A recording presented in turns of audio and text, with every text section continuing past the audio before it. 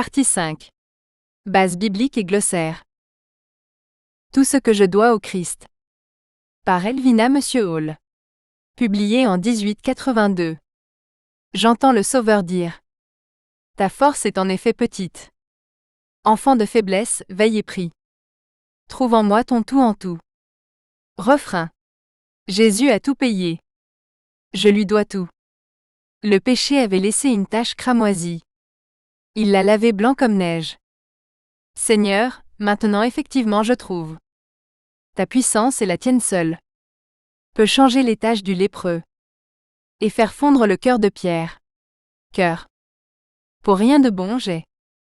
Par quoi ta grâce de réclamer. Je laverai mon vêtement en blanc. Dans le sang de l'agneau du calvaire. Cœur. Quand de mon lit mourant. Mon âme rachetée se lèvera. Puis Jésus a tout payé. Déchirera les cieux voûtés. Cœur. Et quand devant le trône. Je suis en lui complet. Je déposerai mes trophées. Tout cela aux pieds de Jésus. Cœur. Chapitre 26. La Sainte Bible. La Bible est un livre dont la plupart des gens sur la planète ont au moins entendu parler. Cependant, de nombreuses personnes n'ont jamais lu aucune de ces pages. Dans ce chapitre, je vais vous présenter la parole de Dieu. 26.1. La Bible est la parole de Dieu. La Bible est la parole de Dieu, faisant autorité. Il existe 66 livres différents qui composent la Bible. Ils ont été écrits par divers prophètes de Dieu, sur des milliers d'années. C'est sans erreur dans le texte original. Bien que Dieu n'ait pas physiquement écrit les mots, il a dit à ceux qui les ont écrits quoi dire. En fait, les livres de l'Ancien Testament dans la Bible mentionnent plus de 2000 fois que Dieu a prononcé ce qui a été écrit. Les paroles de Dieu sont même directement citées des centaines de fois. À présent, j'espère que vous en arrivez à croire que Dieu peut vraiment tout faire. Après tout, il a créé l'univers entier. Depuis qu'il a fait cela, ne pensez-vous pas que créer un livre contenant exactement ce que Dieu a besoin qu'il dise à chacun de nous, serait assez facile pour lui? Dieu nous dit que la Bible est sa parole. Dieu a veillé à ce que la Bible dise exactement ce qu'elle doit dire. Dans ce verset, Yahvé est Dieu. Job répondit à l'Éternel, « Je sais que tu peux tout, et que rien de tes projets ne peut être arrêté. » Job 42, 1-2. Dans la Bible, nous lisons que Dieu parlait souvent aux gens et à travers les gens. Dans cette écriture, nous voyons le roi David proclamer que l'Esprit de Dieu lui a parlé.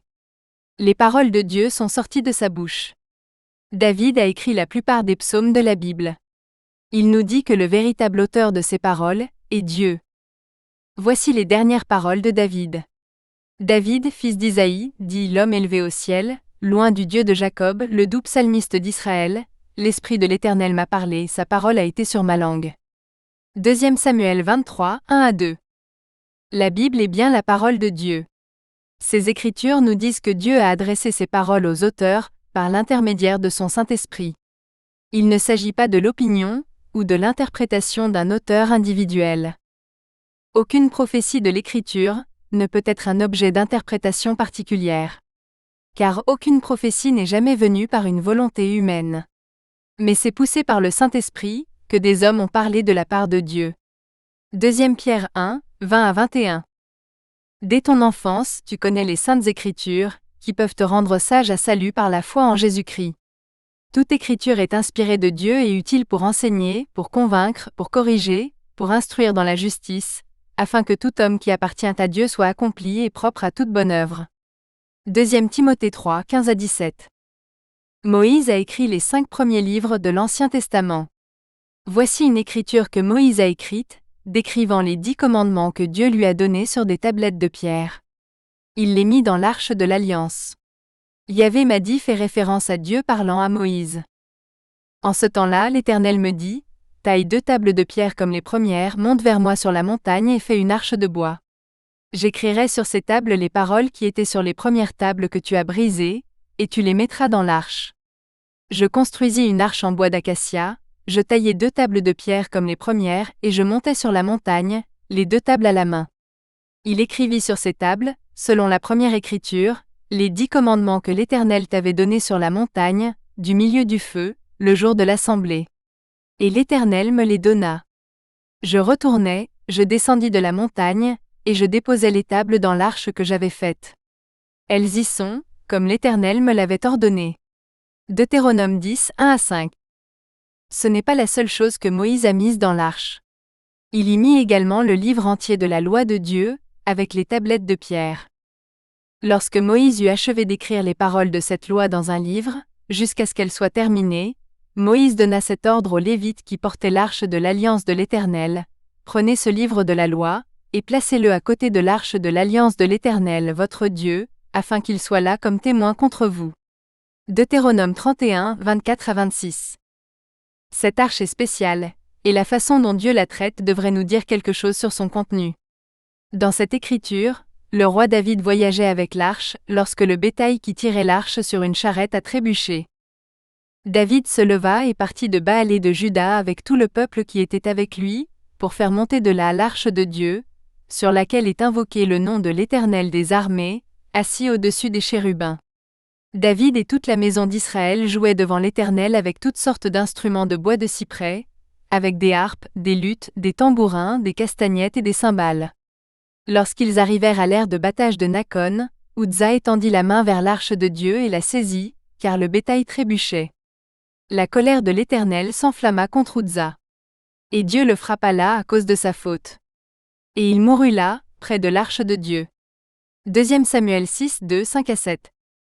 Nous voyons qu'Uzzah a touché l'arche, probablement pour l'empêcher de tomber. Dieu l'a frappé à mort sur le champ pour son erreur. Ouah! Pourquoi Dieu a-t-il fait cela? Cela semble plutôt dur, non? Eh bien, l'arche contient des objets qui sont de la plus haute sainteté pour Dieu. Dans ce livre de loi que Moïse a mis dans l'arche se trouvaient des instructions détaillées concernant l'entretien et la manipulation de l'arche. Il n'était pas censé le transporter sur un chariot, et il savait qu'il n'était pas censé y toucher. Il ne le respectait pas. Voyez-vous le respect que Dieu voulait qu'ils aient pour son contenu? Il contenait la parole de Dieu. C'est l'honneur et le respect que Dieu veut que nous ayons pour lui et pour la Bible, sa parole vivante et respirante pour nous.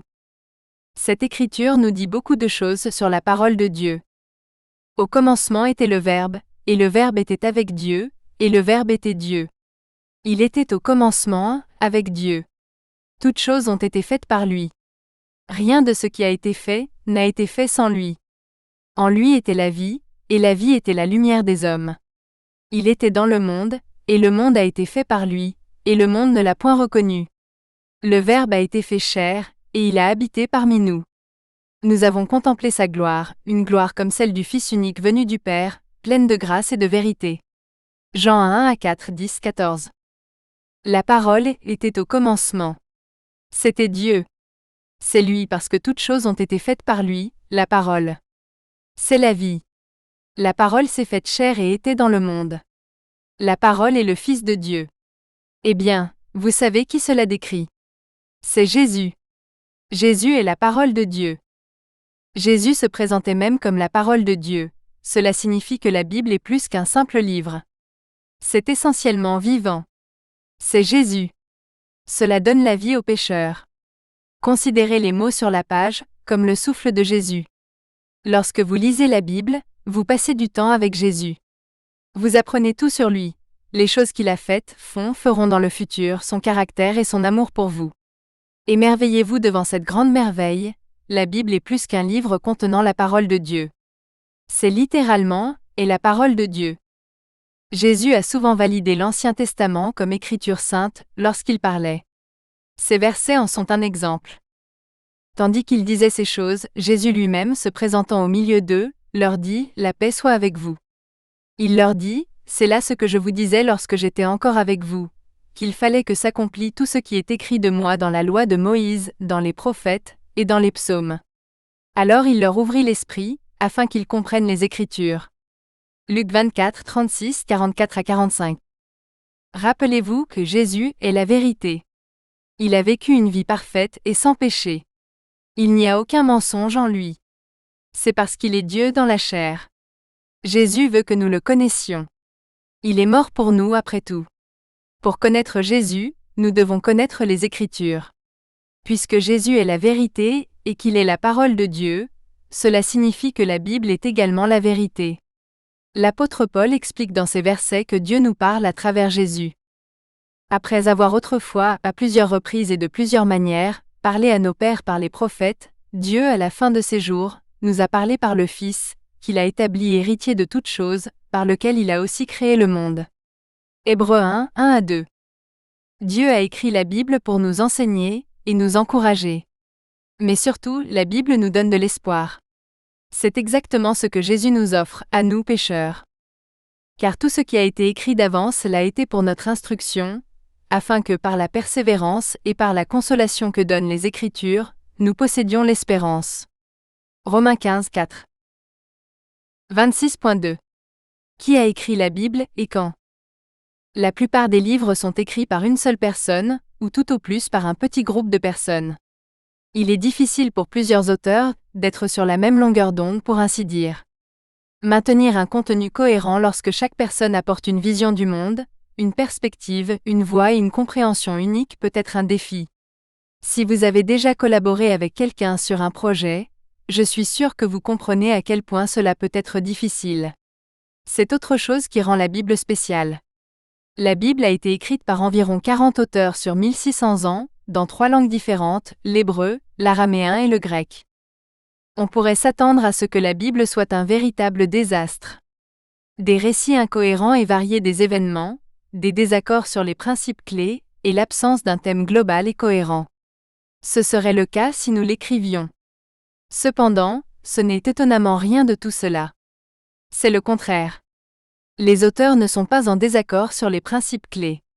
Au lieu de cela, ils les exposent de différentes manières avec des perspectives uniques qui nous aident à mieux comprendre. Lorsque les auteurs ont été témoins du même événement, leurs récits sont congruents, chacun fournissant des détails.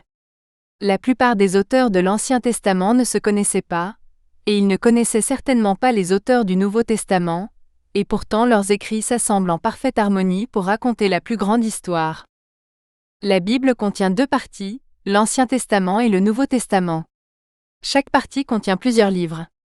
Dans chaque livre, il y a des chapitres. Le texte de chaque chapitre est numéroté pour faciliter la référence, et est souvent appelé un verset.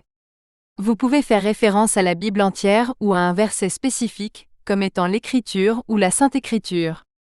Le mot Écriture signifie que le texte est considéré comme sacré, ou faisant autorité. Il y a 66 livres dans toute la Bible. Les 39 livres de l'Ancien Testament ont été écrits avant la naissance de Jésus. Moïse a écrit les 5 premiers livres au XVe siècle avant Jésus-Christ. Ces livres ont été assemblés et inclus dans l'Arche de l'Alliance. Malachie a écrit le dernier livre de l'Ancien Testament, vers 400 avant Jésus-Christ.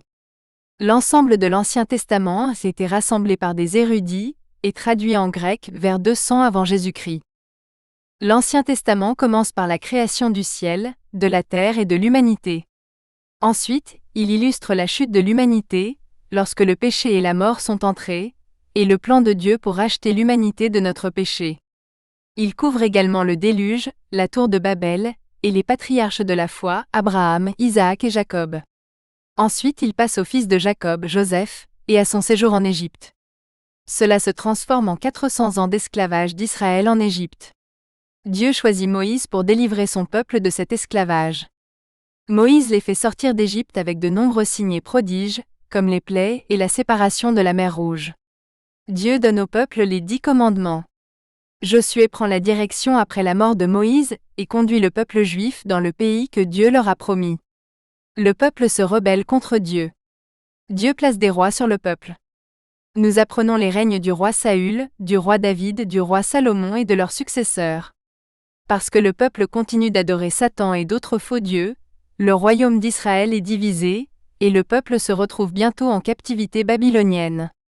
Après 70 ans, le peuple retourne de Babylone vers le pays que Dieu lui a promis. Ensuite, il existe des livres qui enseignent diverses questions de la vie. Ensuite, il existe de nombreux livres prophétiques qui révèlent les promesses de Dieu de racheter l'humanité du péché, par l'intermédiaire de Jésus. Les 27 livres du Nouveau Testament ont été écrits après la naissance de Jésus. Chaque livre a été écrit au 1er siècle après Jésus-Christ. En fait, Le Nouveau Testament a été entièrement écrit par des témoins oculaires de Jésus. L'intégralité du Nouveau Testament a été rassemblée par des érudits en 397 après Jésus-Christ. Le Nouveau Testament commence avec la naissance de Jésus-Christ. Ensuite, il couvre la vie, le ministère, les enseignements, les nombreux miracles, la mort et la résurrection de Jésus. Nous apprenons combien de fidèles de l'Ancien Testament préfiguraient Jésus. Les disciples de Jésus exposent les enseignements de Jésus, et nous suivons la propagation de l'Évangile. Nous lisons de nombreuses lettres que les disciples ont écrites aux premières églises, et à d'autres croyants. Les doctrines clés de la foi chrétienne sont entièrement expliquées. Il se termine par des détails sur la période de tribulation, la seconde venue de Jésus, le jugement final de Dieu et l'éternité dans un nouveau ciel et une nouvelle terre. Alerte spoiler, Jésus gagne. Il a gagné et vaincu la mort, le péché et Satan lorsqu'il est mort pour vous et vos péchés sur la croix. Ce tableau répertorie chaque livre de la Bible, qui, selon la plupart des érudits, a écrit chaque livre, quand chaque livre est censé avoir été écrit, et la langue dans laquelle chacun a été initialement écrit. Livre de l'Ancien Testament de la Bible. Le livre de Genèse écrit par Moïse au XVe siècle avant Jésus-Christ, dans la langue hébreu. Le livre de Exode écrit par Moïse au XVe siècle avant Jésus-Christ, dans la langue hébreu. Le livre de Lévitique écrit par Moïse au XVe siècle avant Jésus-Christ, dans la langue hébreu. Le livre de Nombres écrit par Moïse au XVe siècle avant Jésus-Christ, dans la langue hébreu. Le livre de Deutéronome écrit par Moïse au XVe siècle avant Jésus-Christ, dans la langue hébreu. Le livre de Josué écrit par Josué, Éléazar, et Phiné au XIVe siècle avant Jésus-Christ, dans la langue hébreu. Le livre de Juges écrit par Samuel au XIe siècle avant Jésus-Christ, dans la langue hébreu. Le livre de Ruth écrit par Samuel au XIe siècle avant Jésus-Christ, dans la langue hébreu. Le livre de 1er Samuel écrit par Samuel, Nathan et Gad au Xe siècle avant Jésus-Christ, dans la langue hébreu. Le livre de 2e Samuel écrit par Nathan et Gad au Xe siècle avant Jésus-Christ dans la langue hébreu. Le livre de 1er Roi, écrit par Jérémie au VIe siècle avant Jésus-Christ dans la langue hébreu. Le livre de 2e Roi écrit par Jérémie au VIe siècle avant Jésus-Christ, dans la langue hébreu. Le livre de 1er Chronique écrit par Esdras au 5e siècle avant Jésus-Christ, dans la langue hébreu. Le livre de 2e Chronique écrit par Esdras au 5e siècle avant Jésus-Christ, dans la langue hébreu. Le livre de Esdras écrit par Esdras au 5e siècle avant Jésus-Christ, dans la langue hébreu et araméen. Le livre de Néhémie écrit par Néhémie et Esdras au 5e siècle avant Jésus-Christ, dans la langue hébreu. Le livre de Esther écrit par Mardochée au 5e siècle avant Jésus-Christ, dans la langue hébreu. Le livre de Job écrit par probablement Job au 16e à 15e siècle avant Jésus-Christ, dans la langue hébreu. Le livre de Psaumes écrit par David et autres au 10e et plus tard siècle avant Jésus-Christ, dans la langue hébreu. Le livre de Proverbes écrit par Salomon et autres au 10e et plus tard siècle avant Jésus-Christ, dans la langue hébreu. Le livre de Ecclésiaste écrit par Salomon, au 935 avant Jésus-Christ dans la langue hébreu. Le livre de Cantiques de Salomon écrit par Salomon au 971 à 931 avant Jésus-Christ, dans la langue hébreu. Le livre de Ésaïe écrit par Ésaïe au 740 à 700 avant Jésus-Christ, dans la langue hébreu. Le livre de Jérémie écrit par Jérémie au 627 à 582 avant Jésus-Christ, dans la langue hébreu et araméen. Le livre de Lamentation écrit par Jérémie au 586 avant Jésus-Christ, dans la langue hébreu. Le livre de Ézéchiel écrit par Ézéchiel au 593 à 562 avant Jésus-Christ, dans la langue hébreu. Le livre de Daniel écrit par Daniel, au 530 avant Jésus-Christ, dans la langue hébreu et araméen. Le livre de Osée écrit par Osée au 790 à 686 avant Jésus-Christ, dans la langue hébreu. Le livre de Joël écrit par Joël au 609 à 586 avant Jésus-Christ, dans la langue hébreu. Le livre de Amos écrit par Amos au 767 à 753 avant Jésus-Christ, dans la langue hébreu. Le livre de Abdias écrit par Abdias au 586 avant Jésus-Christ, dans la langue hébreu. Le livre de Jonas écrit par Jonas au 793 à 753 avant Jésus-Christ dans la langue hébreu. Le livre de Michée écrit par Michée au 722 à 701 avant Jésus-Christ, dans la langue hébreu. Le livre de Nahum écrit par Nahum au 663 à 612 avant Jésus-Christ, dans la langue hébreu. Le livre de Habakkuk écrit par Habakkuk au 626 à 605 avant Jésus-Christ, dans la langue hébreu. Le livre de Sophonie écrit par Sophonie au 641 à 612 avant Jésus-Christ, dans la langue hébreu. Le livre de Agé écrit par Agé au 520 avant Jésus-Christ, dans la langue hébreu. Le livre de Zacharie écrit par Zacharie au 520 à 500 avant Jésus-Christ, dans la langue hébreu. Le livre de Malachie écrit par Malachie, au 450 à 400 avant Jésus-Christ, dans la langue hébreu. Livre du Nouveau Testament de la Bible. Le livre de Matthieu écrit par Matthieu, en 50 après Jésus-Christ dans la langue grecque. Le livre de Marc écrit par Marc en 67 après Jésus-Christ, dans la langue grecque. Le livre de Luc écrit par Luc en 60 après Jésus-Christ, dans la langue grecque. Le livre de Jean écrit par Jean en 90 après Jésus-Christ, dans la langue grecque. Le livre de Actes écrit par Luc en 62 après Jésus-Christ, dans la langue grecque. Le livre de Romains écrit par Paul en 57 après Jésus-Christ, dans la langue grecque. Le livre de 1er Corinthiens écrit par Paul en 55 après Jésus-Christ, dans la langue grecque. Le livre de 2e Corinthiens écrit par Paul, en 56 après Jésus-Christ dans la langue grecque. Le livre de Galates écrit par Paul en 49 après Jésus-Christ, dans la langue grecque. Le livre de Éphésiens écrit par Paul en 61 après Jésus-Christ, dans la langue grecque. Le livre de Philippiens écrit par Paul en 62 après Jésus-Christ, dans la langue grecque. Le livre de Colossiens écrit par Paul en 61 après Jésus-Christ, dans la langue grecque. Le livre de 1er Thessaloniciens écrit par Paul, en 51 après Jésus-Christ dans la langue grecque. Le livre de 2e Thessaloniciens écrit par Paul, en 51 après Jésus-Christ dans la langue grecque. Le livre de 1er Timothée écrit par Paul, en 64 après Jésus-Christ dans la langue grecque. Le livre de 2e Timothée écrit par Paul en 67 après Jésus-Christ, dans la langue grecque. Le livre de Tite écrit par Paul en 65 après Jésus-Christ, dans la langue grecque. Le livre de Philémon écrit par Paul en 61 après Jésus-Christ, dans la langue grecque. Le livre de Hébreux écrit par peut-être que Paul, en 68 après Jésus-Christ dans la langue grecque. Le livre de Jacques écrit par 49 en Jacques, le demi-frère de Jésus après Jésus-Christ dans la langue grecque. Le livre de 1er Pierre écrit par Pierre en 65 après Jésus-Christ dans la langue grecque. Le livre de 2e Pierre écrit par Pierre en 66 après Jésus-Christ dans la langue grecque. Le livre de 1er Jean, écrit par 90 en Jean après Jésus-Christ dans la langue grecque. Le livre de 2e Jean écrit par 90 en Jean après Jésus-Christ, dans la langue grecque.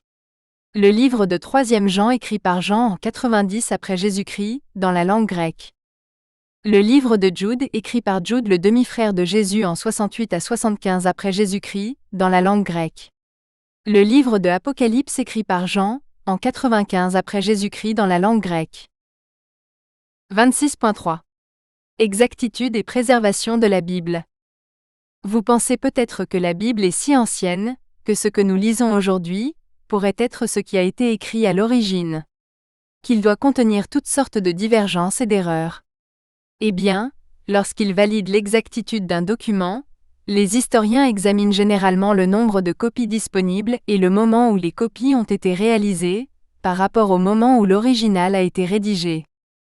La parole de Dieu a été préservée à travers les âges, par les scribes. Il y avait de nombreux scribes, et ils en produisirent de nombreuses copies. Ils ont méticuleusement copié les Écritures, en s'assurant que ce qu'ils avaient enregistré correspondait exactement au document original. S'ils faisaient une erreur, ils jetaient la copie et recommençaient. Peut-être que beaucoup d'entre vous ont lu le livre d'Homère, Iliade. Vous considérez qu'il s'agit de la véritable histoire qu'Homère a écrite, n'est-ce pas? Saviez-vous qu'il l'a écrit en 900 avant Jésus-Christ? Alors des milliers d'années plus tard, comment savons-nous que nous lisons réellement ce qu'Homère a écrit? Parce que des copies ont été faites. Les historiens ont trouvé plus de 600 copies de Iliade. La copie la plus ancienne dont nous disposons a été écrite vers 400 avant Jésus-Christ. C'est 500 ans après qu'Homère l'a écrit. Lors de l'évaluation des copies, elles sont précises à 95% les unes par rapport aux autres. Grâce à ces preuves, nous pouvons être sûrs que nous lisons réellement l'histoire écrite par Homère. À votre avis, combien d'exemplaires du Nouveau Testament ont été trouvés? Plus de 5600. La copie la plus ancienne a été écrite vers 130 après Jésus-Christ, soit moins de 100 ans après la rédaction de l'original. Toutes ces 5600 copies sont exactes à 99,5% les unes par rapport aux autres. Vous pouvez être sûr que vous lisez ce que les apôtres ont initialement écrit. Si vous pensez que nous avons beaucoup de copies du Nouveau Testament, attendez de savoir combien de copies de l'Ancien Testament nous avons. Plus de 10 000 exemplaires de manuscrits de l'Ancien Testament ont été retrouvés. Entre 1947 et 1956 après Jésus-Christ, des archéologues ont découvert les manuscrits de la mer Morte dans des grottes près de Khirbet Qumran, sur les rives de la mer Morte. Plus de 950 manuscrits ont été découverts. Presque tous les livres de l'Ancien Testament ont été retrouvés. Le premier rouleau a été écrit vers 100 avant Jésus-Christ. Avant cette découverte, les premiers livres de l'Ancien Testament dataient d'environ 900 après Jésus-Christ. Souvent, le texte ancien découvert était identique au texte trouvé de la période médiévale. Les scribes savaient qu'ils copiaient la parole de Dieu, et veillaient à le faire avec le plus grand soin. Vous lisez assurément les mots que les auteurs originaux de la Bible ont écrits. Dieu a veillé à ce que sa parole soit préservée et copiée avec précision pour vous. Vous pouvez être certain que vous lisez les paroles que Dieu a adressées directement aux auteurs. Vous lisez effectivement la parole de Dieu. Jésus l'a dit lui-même dans ce verset. Le ciel et la terre passeront, mais mes paroles ne passeront point. Matthieu 24, 35. 26.4. Comment la Bible a été assemblée?